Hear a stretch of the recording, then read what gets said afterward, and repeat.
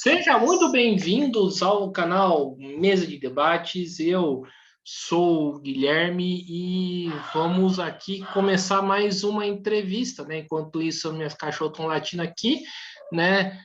A gente vai, né, dar continuidade aos nossos papos, né? Para a gente tentar entender um pouquinho aí da nossa realidade, entender, né, da voz à esquerda, aos setores de trabalhadores. E hoje vamos dar continuidade à nossa série de entrevistas, né, sobre juventude, conversando, né, com a juventude das organizações de esquerda, né? Já entrevistamos aqui juventude de diversos campos dentro da esquerda, né? E vamos conversar aqui, né, com, né, o Igor Martinez, ele que é da juventude do PT, né, para a gente fazer um bate-papo, né, dar voz, né, ao setor mais amplo da esquerda, né. Lembrando sempre, né, que, né, a posição do entrevistado não é a mesma posição do entrevistador, mas mais de um critério democrático, resolvi chamar todas as organizações, né, do campo da esquerda. Então, beleza, Igor? Antes da gente começar, por favor, se apresente. Bom, beleza, Guilherme, obrigado pela oportunidade. Quero saudar aqui o programa Mesa de Debates na sua pessoa, né? A oportunidade que você está abrindo as portas aqui para a juventude do PT, assim como o PT também, o movimento cutista aqui no Vale do Paraíba está se expressando aqui, principalmente no ponto da juventude. Bom, meu nome é Igor Martinez, eu tenho 25 anos, eu sou metalúrgico, trabalhador na Volkswagen de Taubaté, porém resido aqui em São José dos Campos, né? A minha área de atuação hoje, da política, né? Eu sou filiado no Partido dos Trabalhadores e a minha atuação é principalmente na área da juventude do PT, do Partido dos Trabalhadores aqui de São José dos Campos. Fora isso, também eu sou representante na Volkswagen dos Trabalhadores, apesar de muito jovem, eu estou indo para o meu segundo mandato já pelo Sistema Único de Representação, que é uma experiência que eu tive o prazer de construir com os demais companheiros dos sindicatos metalúrgicos, e agora a gente conseguiu realmente emplacar a organização e já estamos entrando agora em novembro, mais ou menos, para o segundo mandato.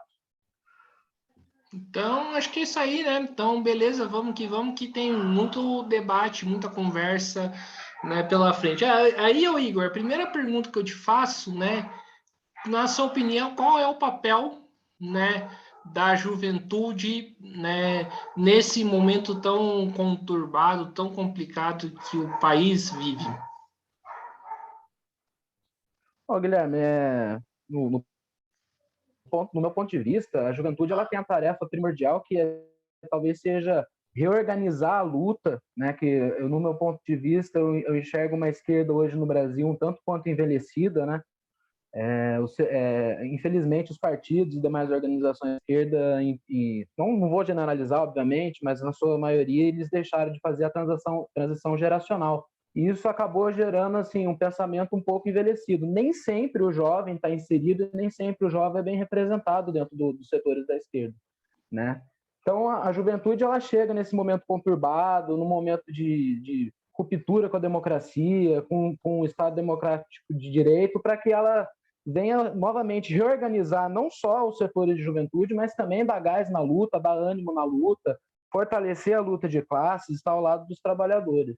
Então eu vejo que é um setor assim que tem, com todo respeito aos demais setores, mas é um dos setores da esquerda que mais tem trabalhado ativamente na oposição do Bolsonaro, inclusive nessas manifestações que a gente vê, nessa jornada de lutas pelo fora Bolsonaro.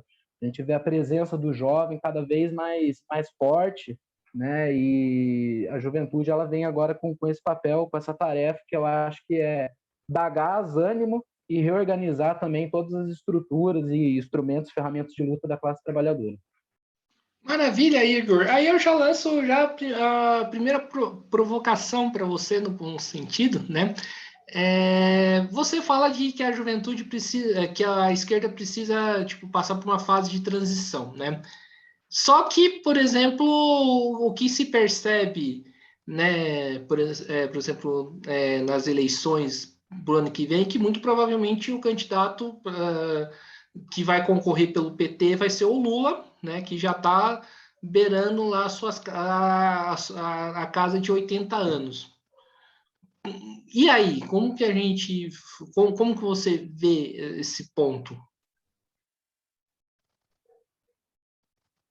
Guilherme, eu vejo assim, os quadros políticos assim do nosso partido, do PT no caso, eles são quadros constituídos, são quadros populares e realmente tem alguns quadros que já até entenderam que já deu o momento, já estão se retirando, já estão se aposentando, dando espaço aos mais novos, mas o que eu acho que não é o caso do presidente Lula. Quando eu falo de transição geracional, eu não falo somente da renovação dos quadros eleitorais políticos de um partido. Eu digo na questão da direção partidária, na direção sindical, que é onde a gente precisa fortalecer, que é a base. Os trabalhadores eles ficaram por muito tempo sem renovação das direções, né? Então a gente tem uma grande dificuldade de inserção dentro da base, do movimento, das organizações, né? Como que pode dizer assim, é difícil a gente estruturar a estrutura enquanto jovem. A gente vê isso muito engessado, muito envelhecido, e é nesse sentido que eu coloco a transição geracional. Já a questão do presidente Lula, ele é uma figura pública, marcante, icônica, é um cara que batalhou para derrubar a ditadura, é um cara que participou do processo de redemocratização do país. Então, assim, eu não creio que seja em todos os quadros que a gente precisa de mudança e renovação.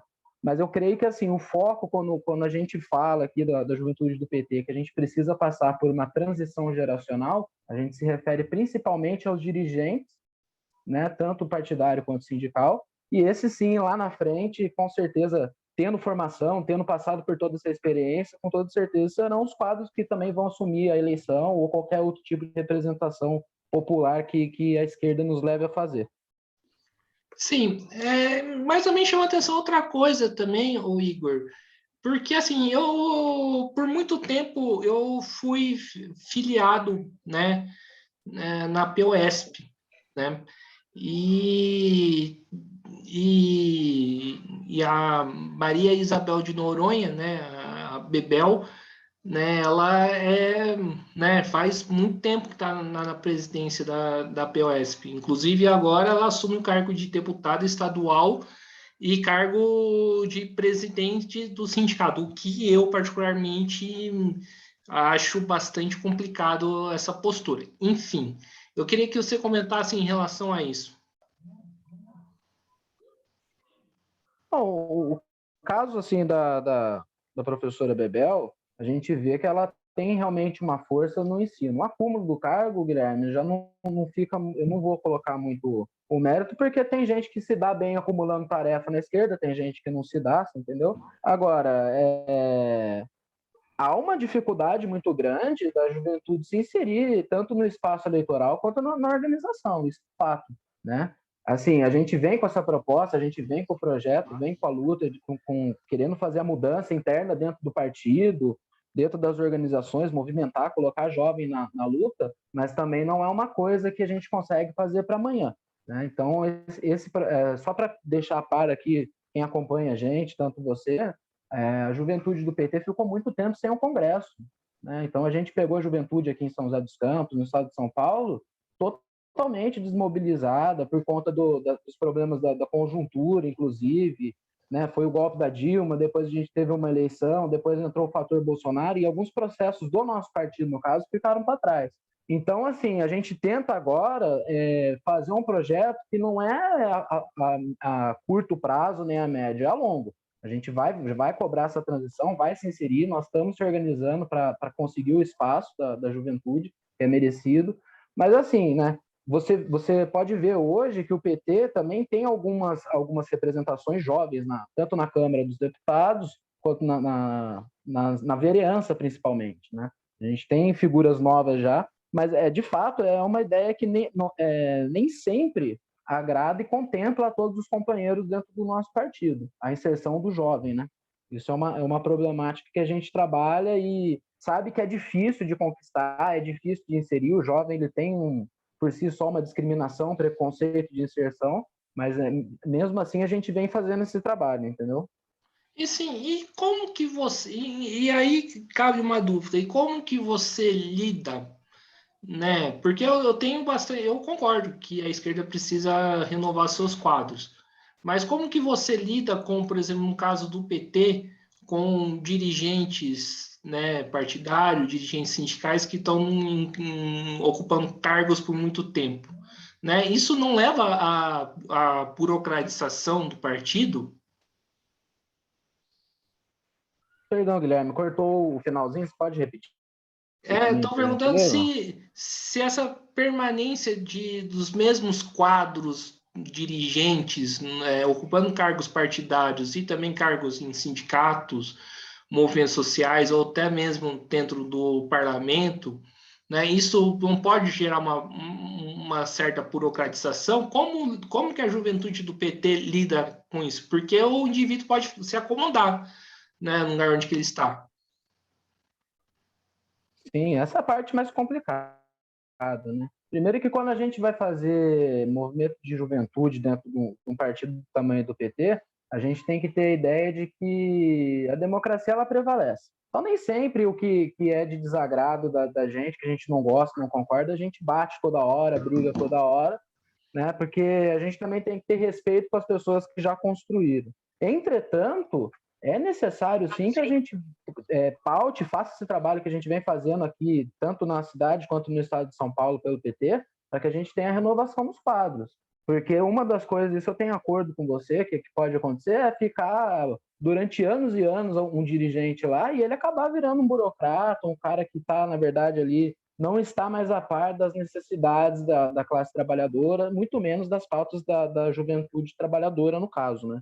Então, assim, é um processo complicado, é um processo de construção, mas, assim, é com respeito, sem querer puxar o tapete de ninguém, sem querer atravessar ninguém. E, para isso, Guilherme, a gente vem se mobilizando, vem se fazendo muita reunião, vem reivindicando isso oficialmente do partido, vem pedindo mais espaço, pede aí. A gente já tem paridade para a questão das mulheres, negros, LGBTQIA+, também estamos entrando agora com paridade da juventude, porque é importante, né? Você citou o caso do sindicato, o caso da professora Bebel, né?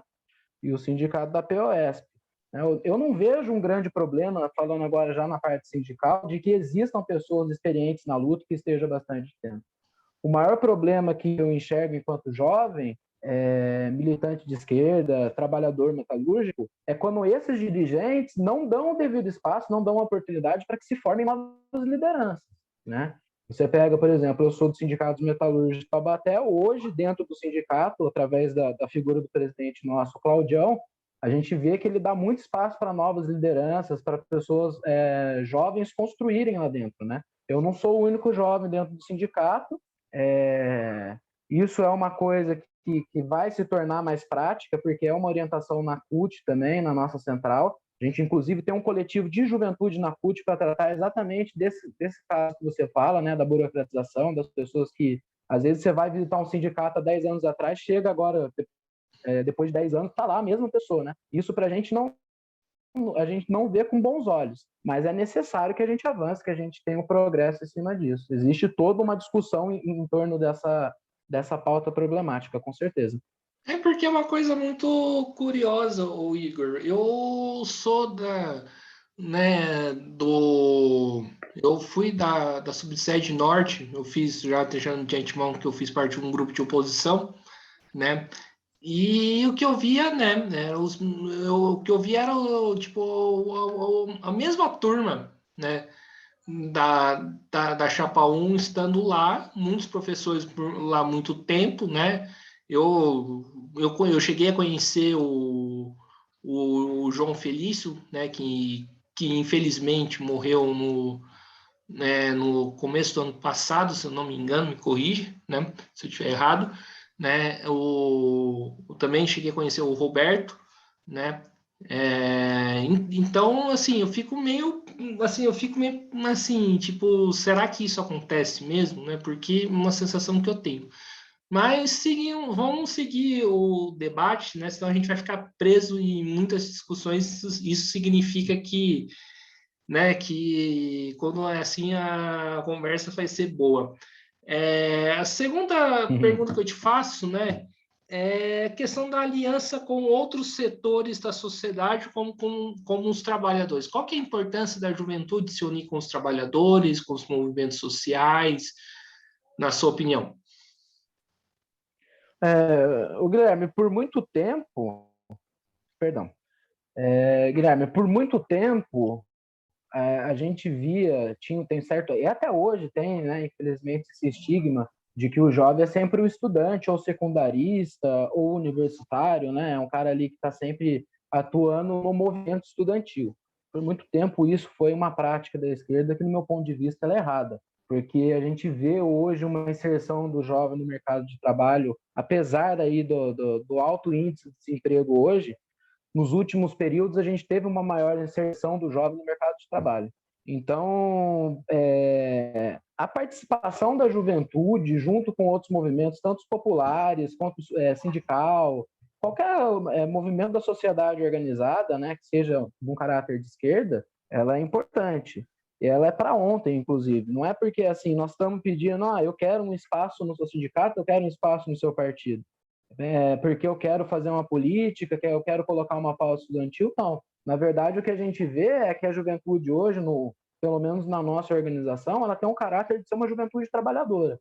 Aqui em São José dos Campos, se eu não me engano, nós temos apenas 3, 4 jovens que um é secundarista, os outros 2 fazem faculdade, mas enfim, acabam trabalhando também, né? Então, a inserção, a participação do jovem hoje no movimento da classe trabalhadora é o movimento da classe trabalhadora em si, entendeu? Eu vejo o jovem com outro perfil, com outros olhos hoje, um jovem que participa mais ativamente do ambiente de trabalho, do local de trabalho.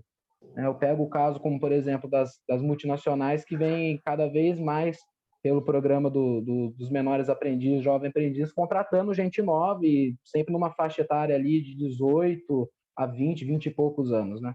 Então, a gente vê que a participação é ativa, ela precisa ser ativa, ela precisa pautar, porque o jovem tem algumas pautas dentro do mundo do trabalho, dentro da luta de classes, que não são representadas se não for colocada a cabeça do jovem, a mente do jovem, a voz do jovem. Né? É um espaço que a gente precisa lutar e trabalhar. Mas eu enxergo dessa forma, uma mudança dos últimos períodos para a juventude do caráter somente estudantil, para ser agora uma juventude que talvez seja mista entre estudantil e trabalhadora, e na sua grande maioria hoje eu posso dizer que trabalhadora. E como faz, né, para atrair essa juventude trabalhadora? Porque eu concordo com você nessa parte, né, que a maioria da juventude não está dentro das universidades, né, alguns estão na escola, mas nas universidades não se encontra a grande maioria da juventude. Aí eu te faço essa pergunta, né? Como atrair essa juventude para dentro dos sindicatos, né? Aí que é o grande desafio que todo mundo bate na tecla, né? Como que a gente conversa com o jovem, como que a gente traz a importância, né? Porque, veja bem, é importante que a gente coloque que a juventude, por muito tempo, ela ficou extremamente despolitizada. Sempre que você viu um jovem militante, isso era uma certa minoria. Hoje a gente vê uma guinada um pouco mais de juventude, um pouco mais de empenho, mas ainda falta muito, né? O que eu acho que é o ponto principal, Guilherme? Aí você me permite voltar um pouquinho na pauta que a gente estava debatendo, né? Como é que eu atraio o jovem para um sindicato, por exemplo? Colocando um dirigente jovem, colocando um representante jovem, entendeu? Essa que é a ponta. Porque um jovem, um cara que tem de 20 a 29, 30 anos de idade, conversando com outro jovem é uma coisa. Agora, você pegar um diretor que tem 40, perto dos seus 50 anos, para conversar com o jovem, às vezes até inibe, às vezes o cara não entende, a linguagem é outra, a abordagem, o jeito de fazer comunicação é outro. Então, eu acredito que o passo infelizmente, não tem uma fórmula mágica, mas é os jovens que já estão inseridos, empenhados nos movimentos de esquerda, fazerem o trabalho de buscar o espaço, buscar o seu ponto de trabalho, o seu local de trabalho, e poder estar ali também fazendo a conversa com os jovens, atraindo mais jovens. É assim que a gente tem feito, pelo menos no Sindicato dos Metalúrgicos de Taubaté lá, colocando gente nova, gente jovem para conversar com o jovem, para atrair o jovem, tem dado um certo resultado. E quando você vê que alguns sindicatos, como você citou alguns casos aí, têm dificuldade de fazer a inserção do jovem dentro dos sindicatos, você pode olhar dentro da direção. é batata que não tenha nenhum ou dois jovens presentes ali. Então, eu acredito que é isso. O jovem ele acaba se identificando com o jovem. E se a gente não, se as direções não tiverem entendimento ou, de certa forma, forem forçadas através de uma mobilização dos jovens, uma organização, felizmente a gente vai continuar nessa situação de total desinteresse da juventude pela organização dos trabalhadores, pela luta de classe, o mundo que a gente faz aqui, a nossa luta da esquerda. Ô, Igor, acho que a gente pode, né, dar continuidade aí no nosso papo. E eu faço a seguinte pergunta sobre conjuntura nacional agora, né? Porque eu acho que vai ser uma pauta que vai render bastante discussão e conversa, né? Como que, primeiramente, a juventude está vendo esse cenário político, né, horroroso, catastrófico, né, que o Brasil está vivendo? O cenário ele é devastador, como você disse, é uma catástrofe, né? Uma tragédia para todos os trabalhadores do país, mas em especial, no caso da juventude, a gente pode colocar que a juventude ela não tem expectativa nenhuma hoje em dia. É uma juventude acuada, uma juventude sem sonhos, sem futuro, uma juventude que não faz planos para amanhã, até porque talvez tenha medo de amanhã já também não estar mais empregada, né? A falta de perspectiva de um amanhã melhor, de um futuro melhor, acaba, de certa forma, até desmobilizando o jovem, causando até problema de depressão, afastamento. Enfim, é um descrédito total hoje para a juventude, né? E a gente já sabe que existe uma grande dificuldade de inserção dos jovens no mercado de trabalho, com alguns programas aí implementados. Surtiu certo efeito, mas ainda de maneira tímida, mas já é um certo começo, né?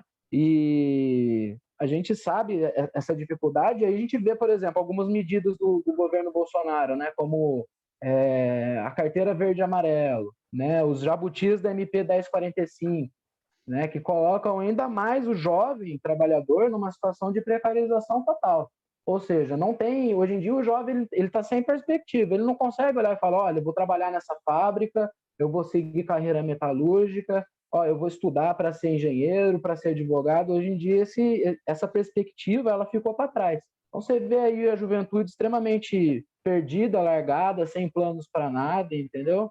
E, além de tudo, sofrendo um ataque que a gente vê, eu acho muito interessante, né?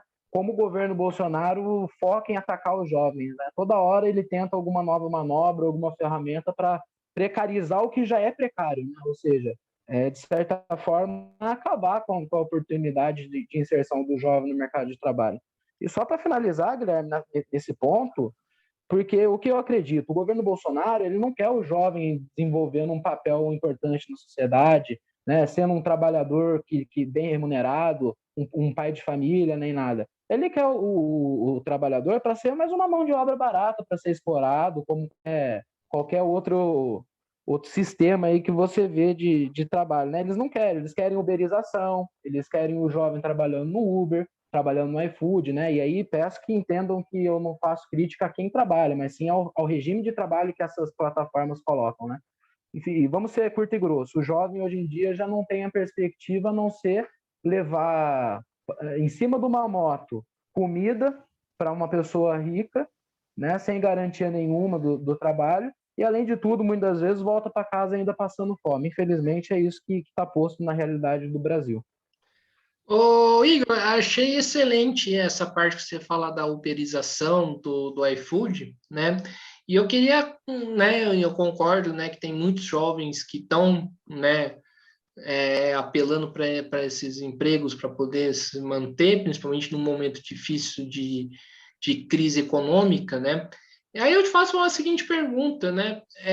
Uma coisa que me preocupa bastante, Igor, é que esses jovens, né, não tem um representante sindical, né? Não tem um sindicato lá para representar.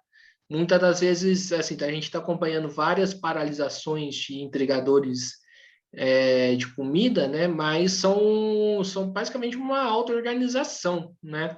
Não tem um sindicato lá representando. E a CUT, né, é o maior sindicato da América Latina. O que está acontecendo? Qual que é a dificuldade de chegar nesses setores?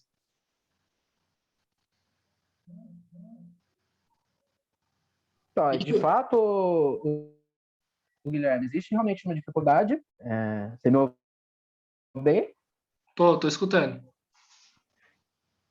Existe uma certa dificuldade, o que não quer dizer que a gente, enquanto central, não faça um trabalho para trazer mais essa categoria para o sindicalismo, né? Muitas das coisas, né? Foi até legal que você citou isso. Eu acho que finalzinho do ano passado a gente estava numa atividade da CUT com a DGB, que é uma central sindical alemã, e ela foca também muito nessa questão de formar novos jovens dirigentes, né? Novos e jovens dirigentes. E a gente conseguiu, né, através do coletivo de jovens da CUT de São Paulo, trazer algumas pessoas ali mais mobilizadas desse setor, vamos dizer assim, uberizado, né? Tanto de aplicativo de transporte de passageiro, quanto delivery, logística, enfim, o que for, né? Muitos ali ressaltaram que existe hoje um pensamento, talvez colocado pelo neoliberalismo, de que, por exemplo, ter direitos é ruim. Você ouve muitos integradores, segundo o relato desses companheiros que participaram dessa atividade com a gente, falando que eles não querem mesmo sindicato, eles não querem carteira de trabalho assinada, eles não querem direito, porque eles entram nessa ideia nessa ilusão do neoliberalismo, de que ele é um empreendedor, ele passa a trabalhar sem patrão, ele passa a trabalhar a hora que ele bem entender, né? Então eu vejo uma intoxicação, isso assim, uma intoxicação dessa propaganda. Seu microfone está desligado, Igor.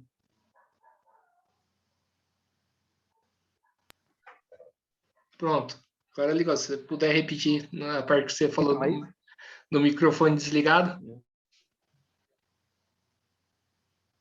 Cortou, perdão. Essa talvez seja um desafio de trazer esse setor, porque, de certa forma, para a gente inserir esse pessoal no sindicalismo, a gente tem que brigar para brigar por eles. Né? Não todos, não generalizando, até eu tenho acompanhado de perto, até em São José teve uma greve de entregadores de aplicativos, já é um avanço, né? Mas, de certa forma, eles querem uma coisa momentânea. Eu percebo muito que é uma reivindicação assim, eu quero aumentar minha taxa aqui, aí aumentou a minha taxa, eu vou e continuo trabalhando nesse regime, que é o que a gente acha que é extremamente nocivo. Né? Como que se combate isso? Com a contra-propaganda. Né? Enquanto o neoliberalismo vem e fala que é bom você trabalhar precarizado, o nosso trabalho enquanto jovem e principalmente sindicalista é estar nesses locais de trabalho, pegar os camaradas que já são mais conscientes, né? Panfletar, conversar, dialogar e mostrar que não é bem assim a realidade, né? Enquanto eles acham que isso é um grande negócio, ou que eles sejam empreendedores, ou que não tenham patrões, nós temos que desmentir e mostrar que, na verdade, existem sim patrões, inclusive multibilionários irresponsáveis, né? Que não estão nem aí para nada e que, no caso, cara, é o que eu uso muito de exemplo, até com o pessoal aqui do bairro mesmo, informal, sem nada de fazer política nem nada, vamos supor assim, a nível partidário, né? Na conversa com os jovens aqui, né? Quando você tá numa moto para entregar um lanche, eu costumo falar muito pros caras, né? Se você cair e morrer, o que o aplicativo vai fazer é notificar que vai ter um atraso, vai mandar um motoboy para ver se dá para aproveitar a sua encomenda e entregar do mesmo jeito. Então, eu acho que é denunciar e mostrar que, na verdade, existe patrão sim, ele não trabalha para ele coisa nenhuma, existe um mecanismo aí, um patrão invisível, onde a gente não sabe quem é, não conhece muito bem, mas que está posta aí, a regra do jogo não muda nada do que você trabalhar para uma grande empresa. A única coisa que muda é, claro, que você não tem os seus direitos da carteira de trabalho e tampouco um sindicato para ajudar na fiscalização e das práticas que a empresa coloca, né, para os seus funcionários. Sim, Igor. Agora indo para uma outra questão, né, que é um debate que está colocado na esquerda, né, principalmente aqui na esquerda aí de São José dos Campos. Um abraço aí para o pessoal do Fórum de Lutas, né, e que é a questão, né, do quando, né, nós vamos derrubar o Bolsonaro, né? A gente derruba o Bolsonaro agora ou a gente espera as eleições de 2022? Porque o que eu vejo, ô Igor, é que não dá mais para a gente esperar mais nenhum minuto nesse governo, né? Porque quer dizer, já bastou já. de tanta barbárie. Como que você pensa em relação a isso? Guilherme, eu acho que é o foco do movimento de esquerda, o foco da classe trabalhadora, né? Inclusive uma classe trabalhadora que até caiu, de certa forma, nessa propaganda neoliberal também, que vendeu esse negócio aí, que eu vejo é o trabalhador acordando nesse momento, né? Acordando até porque tem que acordar mesmo, a situação está insustentável. Hoje em dia, você não consegue mais ir ao supermercado, você não consegue frequentar uma farmácia, você ficar doente é um terror, né? Então, assim, a situação, eu tenho muito acordo com o que você diz, ela é insustentável. A derrubada desse governo, e não só, eu vou mais além, não só do Bolsonaro, não simplesmente um processo de impeachment, isso agora, na minha opinião de militante, não da organização como um todo, né? Mas, assim, o processo de impeachment, a entrada do governo Mourão e a manutenção dos ministros, o mesmo jogo do Bolsonaro, a mesma estratégia dessa política neoliberal dele, é uma coisa que vai colocar, se a gente for esperar até 2022, a gente tem que lembrar que está muito longe, né? A gente tem ainda mais 1 ano e 2 meses praticamente aí nesse governo. Se a gente esperar mais um pouco, daqui a pouco vai estar todo mundo passando fome, todo mundo desempregado, né? Eu não acredito que a gente tenha que esperar até 2022. A nossa ação ela tem que ser na rua, a resposta do governo, ele te ataca, a gente responde, né? Eu lembro, foi um companheiro até do Fórum de Lutas que falou um negócio que eu achei muito interessante, né? Nosso papel é contrapor. Eles falam A, a gente tem que falar B no mesmo tom, curto e grosso, direto. O que também eu não acho que assim uma coisa não invalide a outra, né? A via da eleição, eu acho que é importante, sim. Nós temos que pensar no cenário da eleição de 2022, né? Agora você já vê alguns partidos aí fazendo seus congressos, suas convenções, definindo, fazendo prévios para definir quais vão ser os candidatos, qual vai ser a linha política a ser adotada, que eu acho que a gente tem que respeitar.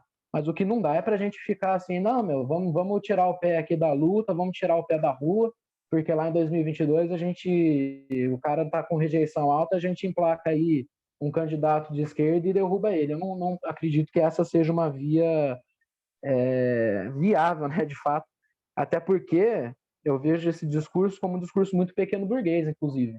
Né? Essas pessoas que querem deixar para resolver a situação para depois, né? Lá em 2022 são as pessoas que não estão passando a situação de miséria, fome e exploração dura, né?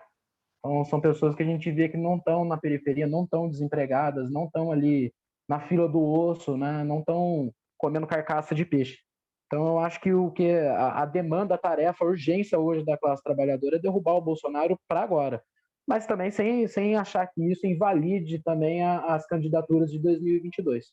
E essa seria uma posição da juventude do PT ou uma posição do PT como um todo? Então, é importante, né? Eu ainda não consegui chegar nesse ponto e explicar como funciona. A juventude do PT é um partido dentro do partido, entendeu? Por ser uma organização de jovens e a gente acreditar que o jovem tem que fazer a voz, não pode ter interferência de outros dirigentes que não compõem mais a juventude, ela tem uma certa autonomia dentro do partido. Nós temos, assim, uma linha política um pouco diferente da direção executiva do partido hoje, entendeu? A gente acredita mais no trabalho de base, mais na luta e tudo mais. Não preciso dizer, assim, com muito respeito, que a direção hoje do PT ela é uma direção que tem, sim, seus setores ali que pensam muito na luta, mas ela também tem muito enfoque na eleição, né? Mas o que eu vejo, assim, para pegar nesse bolo entre a juventude e o PT inteiro, né? O que eu vejo é que boa parte ali, eu vou falar da militância, tá? Porque eu acho que é um erro a gente analisar o PT só olhando de um ou outro dirigente.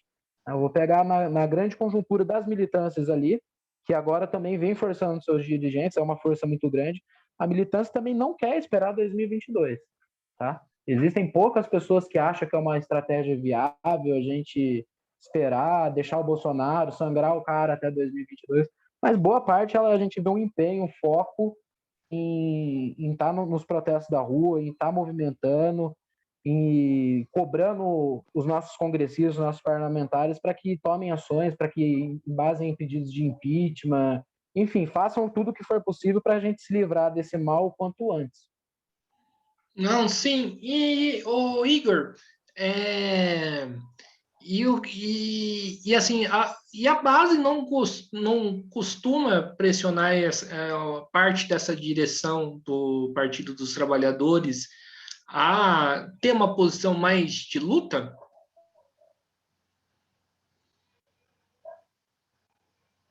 Guilherme, não só faz existe essa pressão, existe, né? Não diria nem uma pressão, na verdade seria um sentido de construção, né? Eu acho que o papel do dirigente de um partido de massas como o PT é estar antenado com a sua base, entender o que a base está pedindo e colocar isso, designar as tarefas e executar e cumpri-las, né? Então, assim, existe essa construção, sim, tá? As direções, no meu ponto de vista, no ponto de vista da nossa militância aqui, elas vêm tomando um caminho mais de luta, mais de rua. A gente vê os pesos que tanto o PT quanto a CUT, o esforço também enorme que a gente vem fazendo para estar construindo ou atos regionais, né? Depende das orientações, lógico, dos movimentos nacionais, né? Mas botando sempre esforço para que a gente construa atos grandes nas cidades onde a gente tem os nossos diretórios ou as nossas subsedes da central, e também fazendo um grande esforço para estar sempre presente na luta em São Paulo, como, por exemplo, o fato da gente, na última caravana para São Paulo, a gente ter colocado 11 ônibus e uma van aqui no Vale do Paraíba. Né? Então, assim, talvez as pessoas não consigam enxergar o trabalho por dentro, o esforço por dentro, e aí transpareça que é pouco peso, que é pouca importância que a gente dá nem nada. Mas, não, de fato, a hora que você vai aprofundar dentro do trabalho do partido ou dos sindicatos, enfim, né?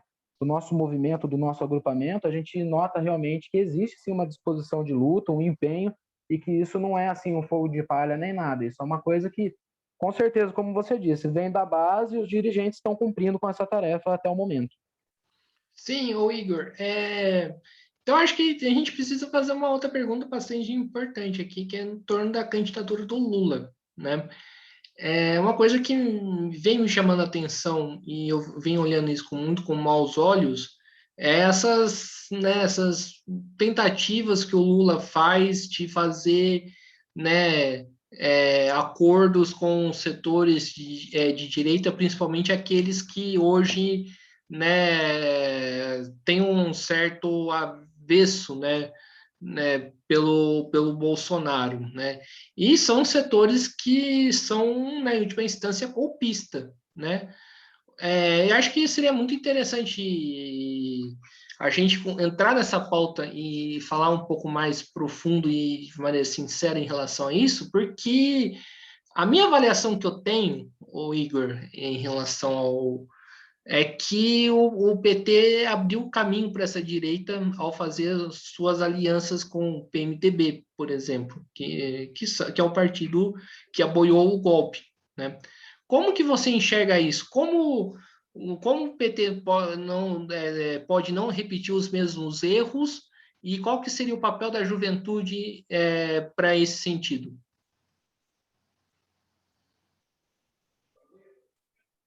Olha, Guilherme, acho que é importante também deixar claro que eu acredito que todos os partidos políticos eles se construam através de boas polêmicas e boas divergências, né? Esse assunto das alianças, vamos supor assim, vamos chamar de articulações que vem acontecendo agora do presidente Lula com os setores da direita, inclusive setores golpistas, né? Que agora, desde então, eles aí colocaram o Bolsonaro no poder, agora eles estão às avessas aí, né? Isso é uma coisa que é polêmica dentro do partido, existe muita divergência. Tem gente que acha que é uma estratégia para manter a governabilidade num possível mandato, ou uma estratégia. Aí tem gente que acha que é uma estratégia buscando forças numa eventual derrubada do Bolsonaro, entendeu? E já tem gente que acha que isso não passa de uma baboseira que não deveria estar sendo feito, entendeu? O que eu enxergo? A questão, assim, o presidente Lula, nesse momento, ele tem o trabalho hoje de fazer a candidatura dele para 2022.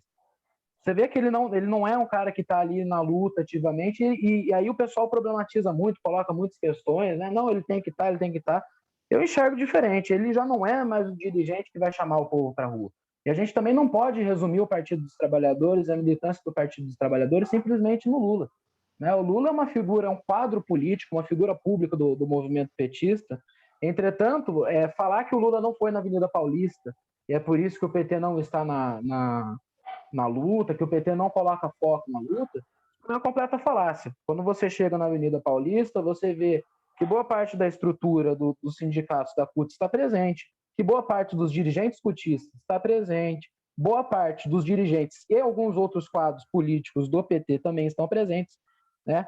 Agora, essa questão aí, realmente, ela é conturbada, né? Eu enxergo que o Lula, ele tem que fazer no momento, se ele estiver pensando, trabalhando numa eleição de uma candidatura em 2022, ele precisa fazer já, de certa forma, ir arrumando a casa para ele manter certa governabilidade. Porque, infelizmente, aí a gente teria que entrar na pauta do sistema político que impera hoje no Brasil, né? Esse presidencialismo de coalizão, com 10 mil partidos de centro, né, um monte de partido na esquerda e alguns partidos na extrema-direita, é muito difícil. Não acho que pela organização da esquerda, mas sim pela essa quantidade de partidinhos de aluguel que a gente tem, que forma esse maldito centrão, né? Que eu costumo falar que o centro sempre é uma direita. Infelizmente, se a gente não tem força suficiente para lotar os parlamentos, né, o parlamento com os nossos representantes de esquerda, de certa forma, para passar alguns projetos, passar algumas coisas, para manter a governabilidade nesse sistema, é necessário que hajam certas conversas, hajam certos acordos entre setores, né? Mas aí entra o ponto, né? Como não repetir os erros do passado, né? E qual que é o papel do jovem nisso, né? É realmente fazer o quê? Mudar e pressionar da base para a direção as políticas que devem ser colocadas. A juventude ela vem agora se organizando para que a gente possa, num eventual mandato ou do Lula, ou no governo, qualquer mandato que seja, vereança, enfim, que a gente possa colocar as nossas pautas e possa pressionar também. Eu acho que quando a gente consegue, primeiro, derrotar o Bolsonaro, seja na via que for que a gente conseguir primeiro, né? A gente precisa ter também a pressão da esquerda nas ruas. Eu não espero que o Lula se radicalize, eu não acho que o Lula vai ser um radical, até porque, Guilherme, ele nunca foi e nunca vai ser. O Lula não é um político radical.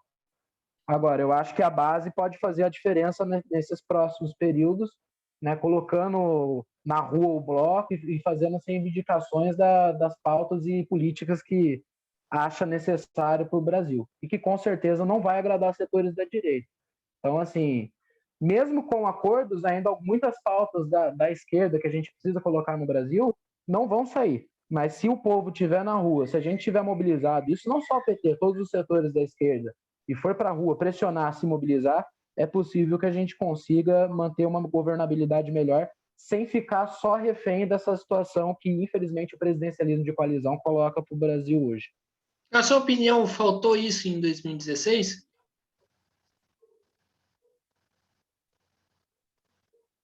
Alô, Mobilização? Igor? Não ouvi, Guilherme, você repete? Na sua opinião, mobilização.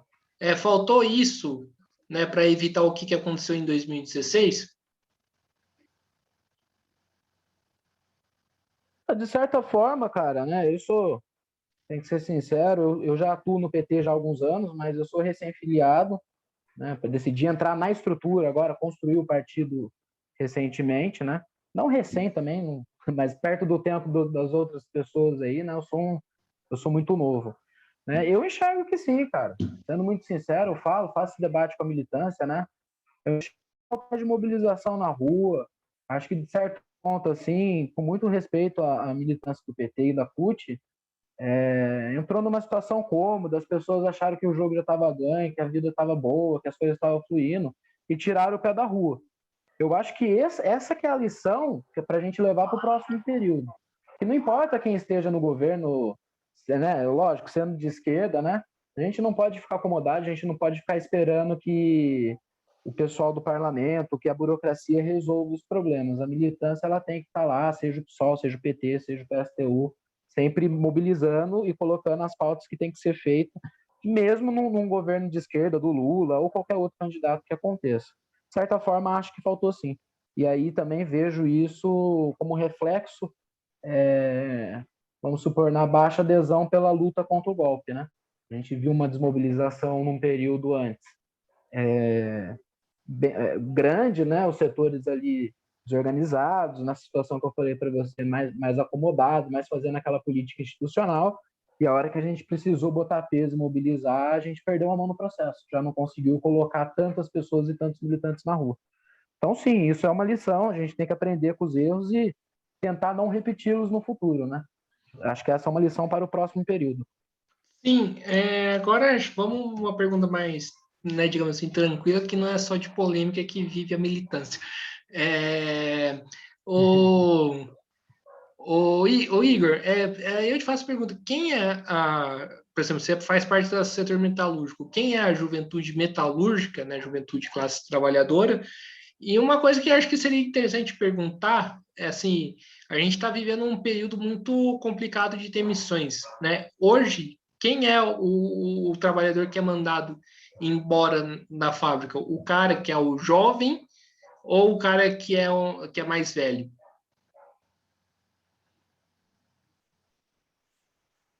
Alô, Igor? Tá na escuta? Legal. Vamos lá. Bom, primeiro, quem que é o... Você me perguntou, aqui tá dando uns cortes aqui, Guilherme, aí a primeira pergunta que você fez é qual seria o perfil hoje de um trabalhador, Da da juventude juventude metalúrgica. trabalhadora, né? Quem É, seria? Da juventude metalúrgica? Ó, você vê é, assim, né? Pelo menos eu vou falar aqui olhando o nosso cenário aqui, a nossa conjuntura aqui no Vale do Paraíba, né? Que eu enxergo nas metalúrgicas hoje, né, principalmente vou falar das de grande porte, ou seja, as multinacionais, né, montadoras, em sua grande maioria aqui na região, a juventude metalúrgica hoje em dia são filhos de funcionários, né?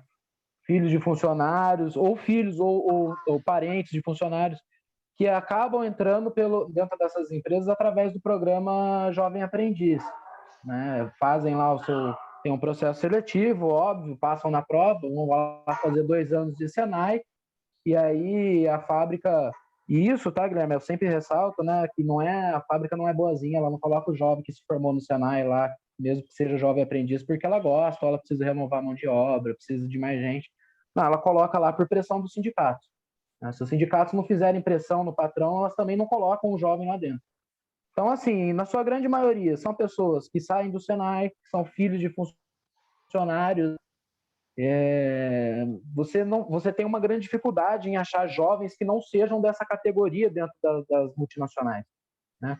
Então, assim, é um grande passo esse programa do Jovem Aprendiz, mas acho que a gente também precisa rever o programa, aprimorar esse programa, para dar mais inserção, não só aos filhos dos funcionários, mas também como outros jovens que precisam se inserir dentro do mercado metalúrgico, né?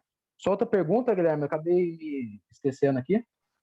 em relação, assim, nesse momento de crise, qual é o perfil do trabalhador que é mandado embora? É o trabalhador jovem, né? Ou é o trabalhador que tem mais idade? Então, aí é interessante porque quando a gente fala do setor metalúrgico, a gente tem que analisar a conjuntura de um ponto de vista de organização e mobilização sindical, né? Aonde o sindicato está mobilizado, tem força, tem mão no processo, está com a base, a luta acontece, a gente vê que é mais difícil o funcionário antigo ser demitido, porque nós temos a questão do turnover, né? Que é aquela prática onde o patrão demite os funcionários que já estão ali no teto salarial, já são funcionários mais velhos, né? Tem um poder ali de salarial, né, maior, e mantém os funcionários novos, porque isso gera, lógico, redução de custo, gasto com salário e tudo mais. Então, assim, muito é engraçado, é cômico, né? Falar que onde a mão do sindicato funciona mesmo, onde o sindicato tem força, numa eventual corte, muito provavelmente os jovens estarão na linha de frente da demissão. Do contrário, Guilherme, onde não tem a mão do sindicato, onde não tem o peso sindical, onde não tem a mobilização, não existe a luta, o trabalhador se aproveita exatamente do que eu acabei de falar, que é a manobra do turnover. Então, o jovem fica, porque ele também tem uma condição mais precarizada, em detrimento um eventual funcionário mais antigo, que tem um grau salarial mais elevado, ele é demitido, né? Mas, estatisticamente falando, agora, para sair do ramo metalúrgico, é bom que a gente deixe aqui destacado que o jovem é o que mais sofre com a rotatividade no mercado de trabalho. Isso sem sombra de dúvidas, né? Mas existe essa discrepância dentro do setor metalúrgico por conta da mobilização sindical. Sim, Igor, e como que é a discussão, né, da reforma da Previdência aí entre os jovens trabalhadores? Porque é algo que vai, né, vai pegar os jovens, né, em específico.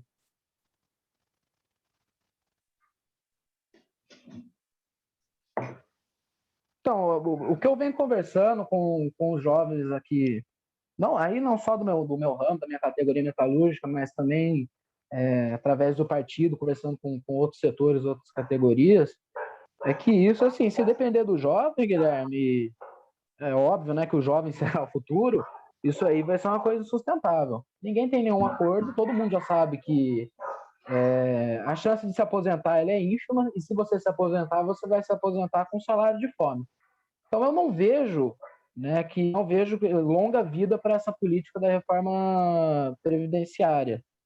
Eu acredito que talvez isso não aconteça num curto, médio prazo, mas no longo prazo essa talvez seja a bandeira que entre da luta para que a juventude acabe derrubando isso daí. Né? Porque, assim, quando a gente se trata desse cenário específico de montadora, de metalurgia, no caso, que eu citei, né, que os jovens entram após completar o Senai, né, a sua aprendizagem industrial, é uma situação muito ruim, né? Você começa a trabalhar com 16 anos de idade e ainda você tem que fazer, né, cumprir 35 mais 65 anos. Então, assim, o jovem saiu muito prejudicado nessa reforma, principalmente aqueles que, como eu, começaram a trabalhar desde os 16 anos de idade. O que a gente vê é que a gente não tem perspectiva nenhuma. Então, eu acredito, né, e trabalho para isso, inclusive, mobilizando, conscientizando, que no futuro a gente consiga reverter essa medida e rever essa medida, que é uma medida desastrosa para a classe trabalhadora e em especial para a juventude, né, que fica ali totalmente ao relento. Sim, ô Igor, você tocou num negócio muito interessante. O que eu queria te perguntar, né, em relação à questão também dos estudos, né? Eu lembro, não vou citar o nome aqui, né, por motivos óbvios, né, mas eu lembro que eu tive um aluno em 2013 que estudava à noite numa sala que eu dava aula, e teve um período que ele, né, e eu conhecia de uma relação próxima com ele, e teve um período que ele desapareceu, né, sumiu. E aí depois eu fui perguntar o que aconteceu, é que ele estava trabalhando e que o patrão não deixava ele ir para a escola e estudar, né? Ou seja, ele perdeu acho que uns 3 meses, né, não indo estudar porque o cara, né, terminava o serviço num horário assim, bem complicado para ele ir para a escola estudar. Como responder isso, ô Igor? Porque acho que essa realidade que viveu meu aluno em 2013 deve ser a realidade de muitos jovens, né, que perdem a oportunidade de estudar porque precisam trabalhar. É importante que você entrou nesse assunto, Guilherme, porque eu também, no período que eu fazia Senai, né, que eu estava nesse processo do jovem aprendiz, eu tive grande dificuldade em concluir os meus estudos, né? Eu trabalhava na Volks pelo período da manhã, isso em Taubaté, né? Aí eu almoçava na empresa, ia para o Senai de Taubaté.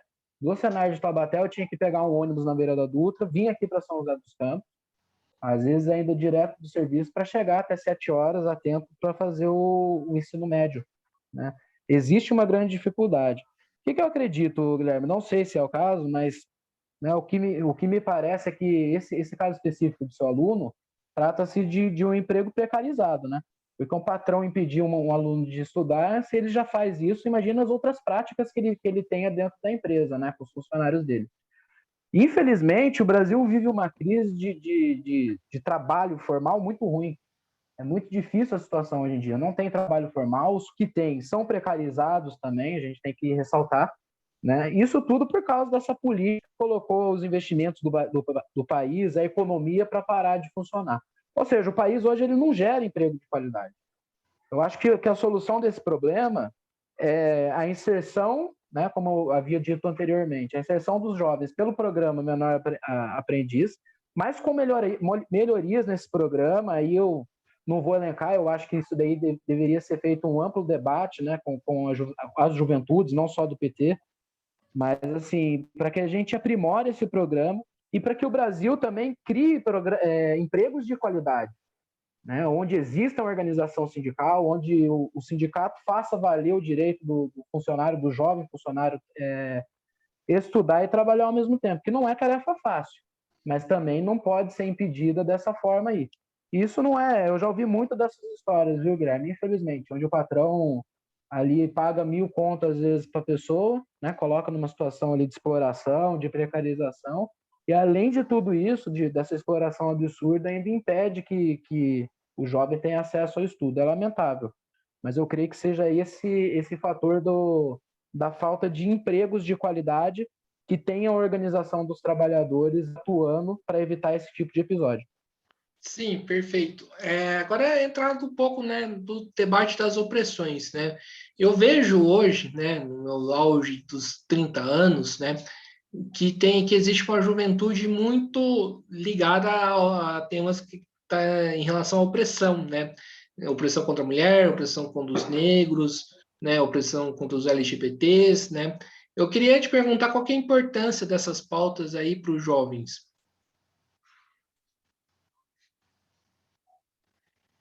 Ela é importantíssima porque é assim, né? O jovem por si só ele já sofre uma certa discriminação da sociedade, né? Já existe um paradigma em ser jovem hoje aqui no Brasil, né? E com a pauta das opressões não é diferente, né?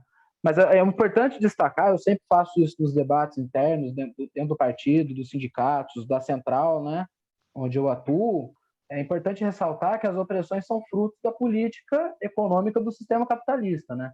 Ela se baseia, o capitalismo ela se baseia numa cadeia exploratória e lógico que no meio dessa cadeia exploratória ele vai sustentar, vai criar, vai colocar situações de opressão a fim de explorar certos setores da sociedade de uma maneira mais fácil, né?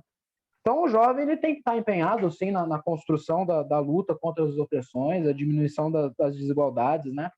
Sejam por políticas ali paliativas, momentâneas, mas, assim, com foco também na superação do sistema capitalista, que é o que, para mim, é o... Seu microfone está desligado de novo.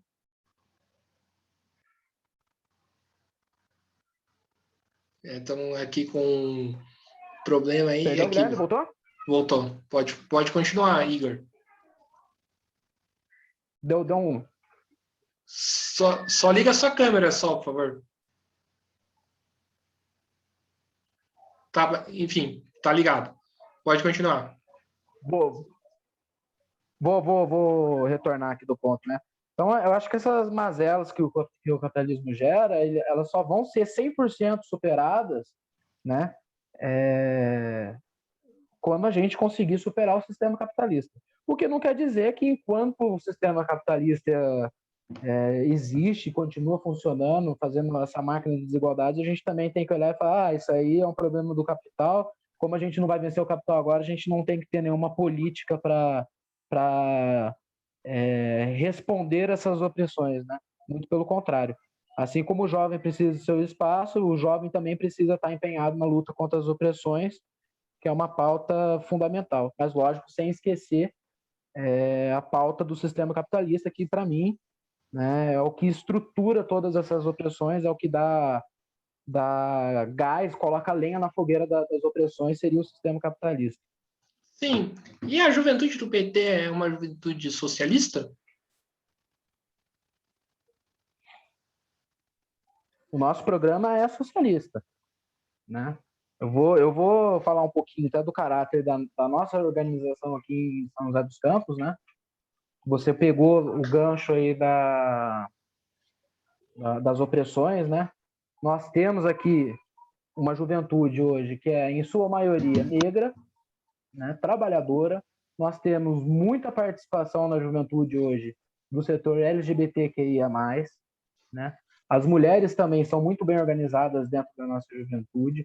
Então, assim, eu creio que o nosso programa, até por se tratar por esse perfil, né, de ser uma juventude trabalhadora, diversa, né, com setores que sofrem muita opressão da sociedade, o programa hoje da juventude do PT é um programa socialista. Né? Como eu disse para você, expliquei lá no começo que existe uma diferença entre o partido em si e a juventude do PT, mas o nosso programa hoje, a defesa do nosso programa, é um programa com viés socialista. Inclusive, os lemas da nossa organização é democrática, de massa e socialista. Entendeu? Nós continuamos batendo nessa bandeira e, como muitos sabem, né, o socialismo não é unânime hoje dentro do Partido dos Trabalhadores, né? Sim, Igor, já que a gente citou nesse negócio aqui das opressões, a gente tem que cair num ponto que é polêmico, né? Que é a questão do próprio governo Dilma, né? De uma postura que eu achei bastante equivocada, né, do governo, né, em ceder algumas questões de extrema importância, como o aborto, para poder fechar com os setores da bancada evangélica. Inclusive, se eu não me engano, ela deu um cargo, né, para o Silas Malafaia, né, que é hoje um apoiador, né, do Bolsonaro, né? Como resolver essa questão e como que você enxerga isso?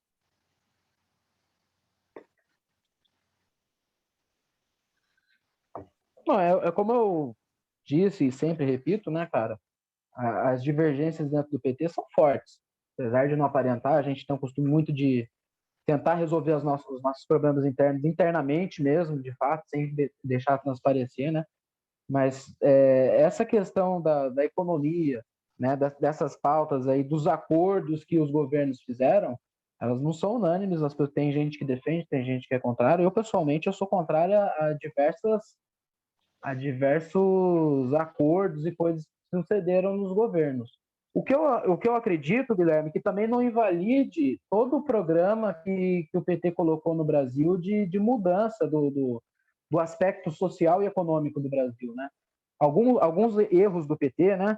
Não falando que foram poucos nem nada, assim, os erros que o partido cometeu, do meu ponto de vista, na condução do país durante esses anos de mandato, não pode invalidar os avanços que também o Partido dos Trabalhadores trouxe, não só para o desenvolvimento do país, né, o desenvolvimento nacional, mas também como para a questão social e econômica da classe trabalhadora.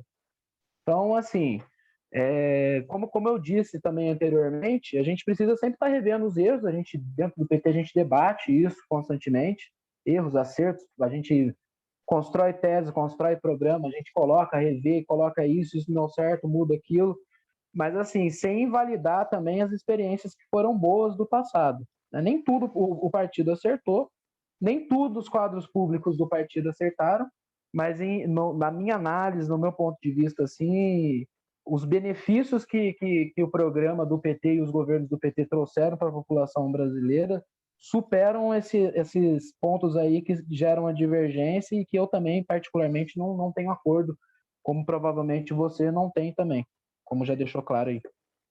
Sim, e eu te faço a seguinte pergunta, então, em cima disso que você falou, por que você está no PT?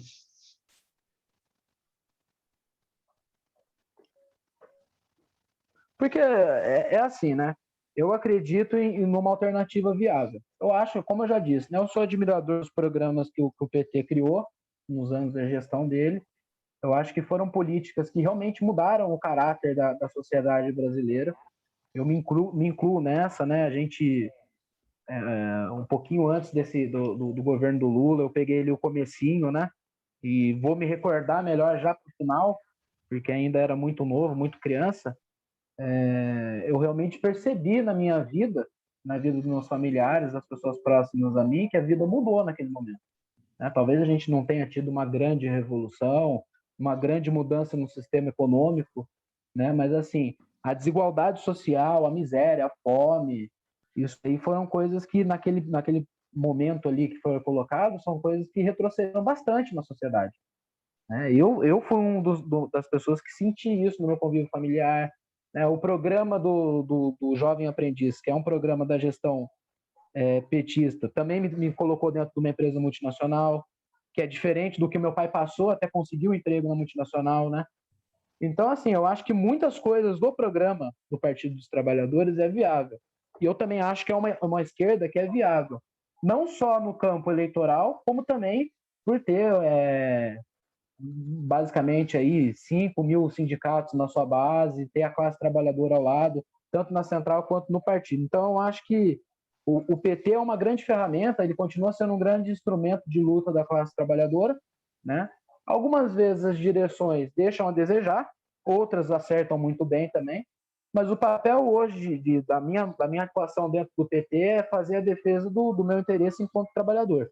E nisso eu ainda acho que existe espaço, tanto eleitoralmente quanto na luta de classe, na luta pela base, enfim, né? Nos caminhos que a gente faz aí da luta popular. Então é basicamente isso, Guilherme. E como que você enxerga a atuação de outros partidos, como o PSOL, PSTU, PCB, PCO, o P? Bom, eu acredito assim, né? Eu sou um grande defensor da unidade. Eu acho que aonde a gente tem, porque a esquerda realmente ela é feita de divergências, isso é natural, né? Eu não tenho críticas a nenhuma outra organização. É lógico que divergência a gente sempre tem, né?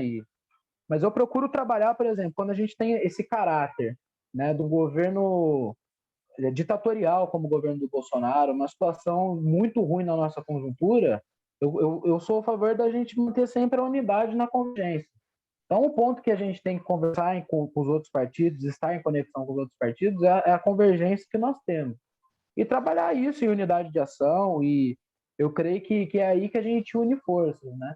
Eu não vejo que há uma grande disputa entre um partido ou outro, tipo assim, que esse partido quer acabar com aquele, etc. Eu acredito que não. As pessoas elas estão onde elas se sentem melhores representadas, né? E como todo mundo, no fim das contas, é de esquerda, tem o mesmo pensamento final sobre o que é a política, o que representa a luta de classe para a classe trabalhadora, a gente tem que trabalhar mais a unidade do que a divergência, né? Parar de se estapear em certos momentos, dar as mãos para a gente fazer o que a gente precisa fazer de urgente, e onde a gente não tiver convergência, tiver divergência, a gente faz o bom debate através das polêmicas, e eu acho que também é válido, é super construtivo, né? Não só de concordância vive a classe trabalhadora, né? Muito pelo contrário. Sim, agora para a gente finalizar aqui o nosso papo, o Igor, é em relação à questão, né, da crise subjetiva da juventude. A gente está num momento bastante complicado, né, de isolamento, né, social, né, passamos boa parte isolado, né, agora com a vacina ainda bem tá mudando um pouco isso, a gente sabe da importância do isolamento, apesar de ser difícil de se fazer, eu mesmo, né, nos primeiros meses de pandemia foram, assim, ruins, né, como lidar com essa crise subjetiva da juventude que está passando por esse momento difícil?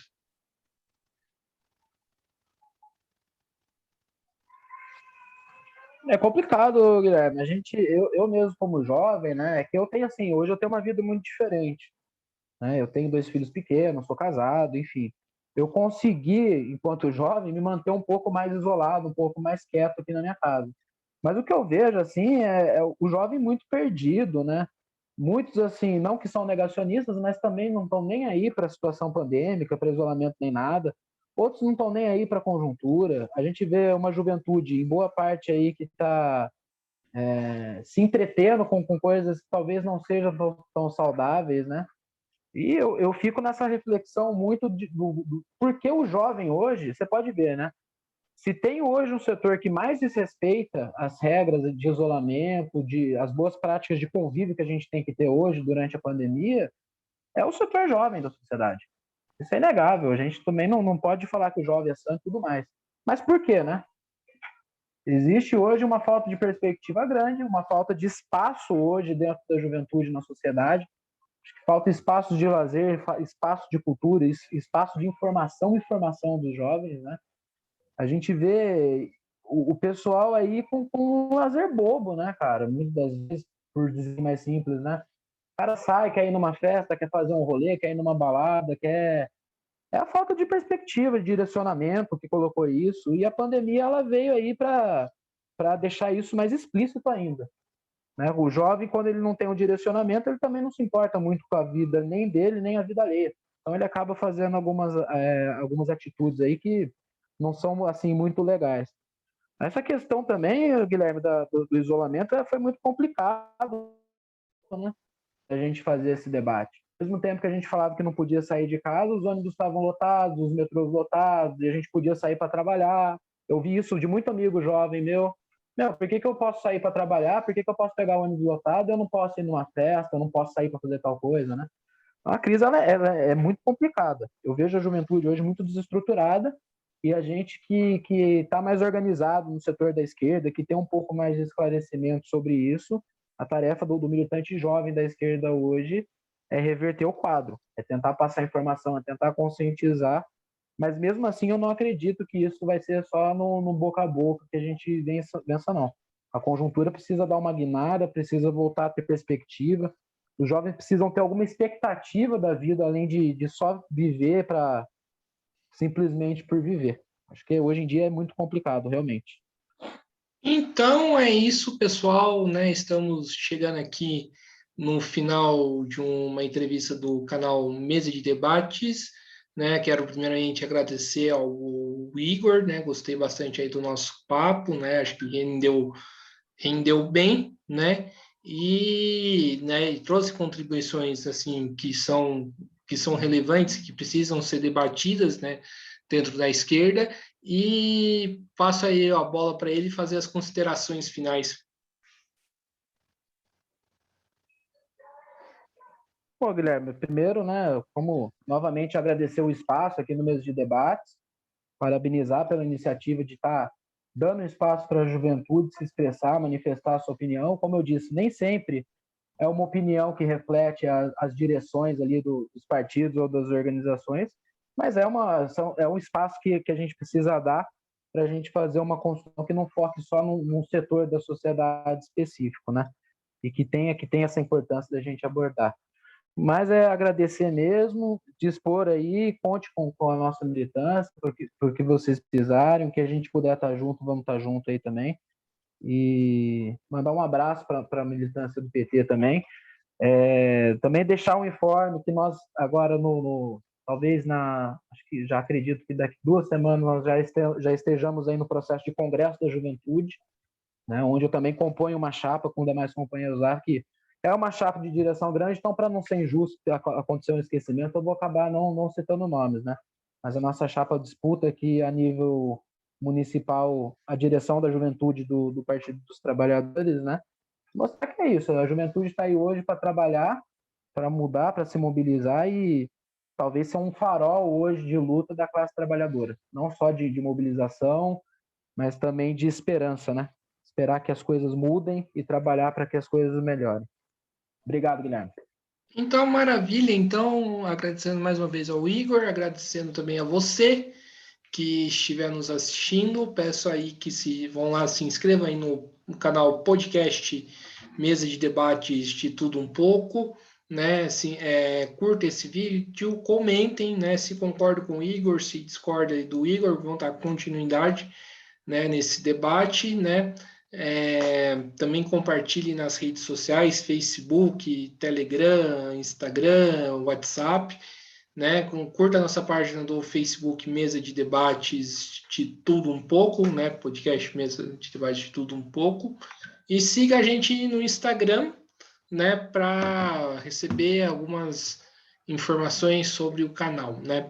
Então é isso, pessoal. Muito obrigado a todos e até a próxima. Fui e fiquem atentos à nossa programação.